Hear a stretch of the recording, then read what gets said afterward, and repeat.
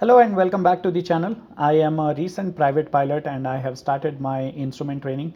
One of the applications that I use for my instrument training is Foreflight. I think almost every pilot uses this.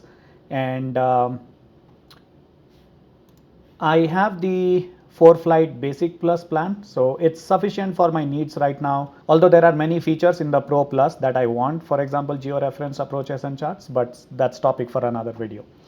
So anyway, I do have the Foreflight, but then I use it when I'm in the flight. But I do want to get familiar with the Foreflight interface and how it works without actually being in the flight, right, when I'm at home. So how do I do that?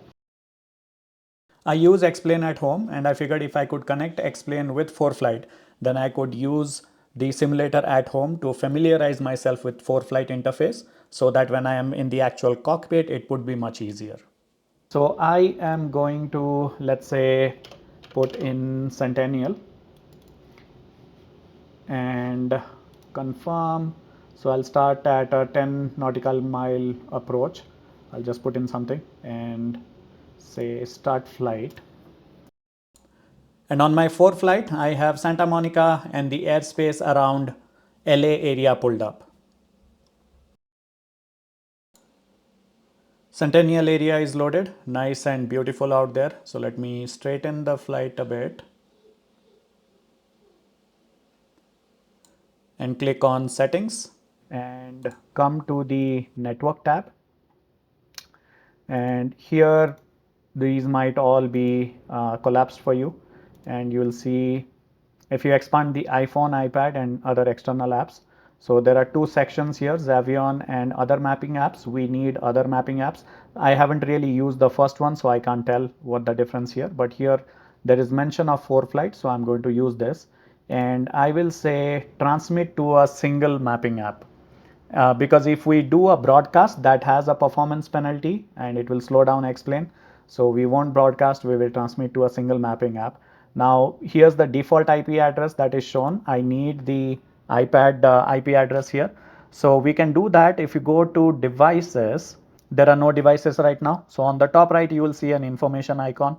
Click on the information icon and that will give the IP address. So it's 10.0065. So 10 0065 and enter.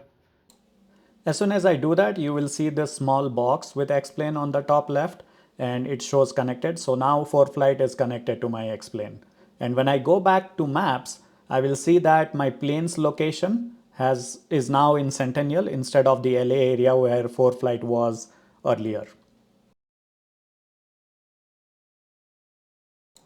Any movement that I make to the aircraft here, you will see it reflected in Foreflight on the map. So they are now tracking.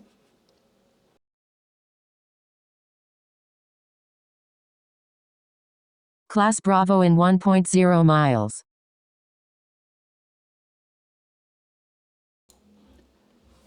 Now I'll go ahead and enter KAPA, which is the airport code for Centennial in flight plan, and then I will click on procedure,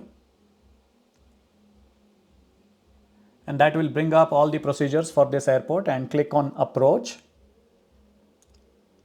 and we have all the approaches pulled up. Now let's say I want to do an RNAV GPS on runway 28, and that will bring up the transition points. I can select SBEL. That's far. Maybe let's try Dilby. Okay, that's equally far as well. So I'm just going to stick with SBEL. And then you see that it has Foreflight has loaded the approach on the map while my X-Plane aircraft is on the map as well. And I can go ahead and tap on SBEL and say direct to, and that will show the route from where my X-Plane aircraft is to the transition point. And then I can follow that to get to the transition and then shoot the approach from there in the simulator. Just for fun, I went ahead and flew the plane a bit, not quite sticking to the route that Foreflight was showing me, but just having fun with this because I want to show you something. After you fly a bit, you will see the breadcrumbs on Foreflight, and you can actually tap the breadcrumb and save it to your track log.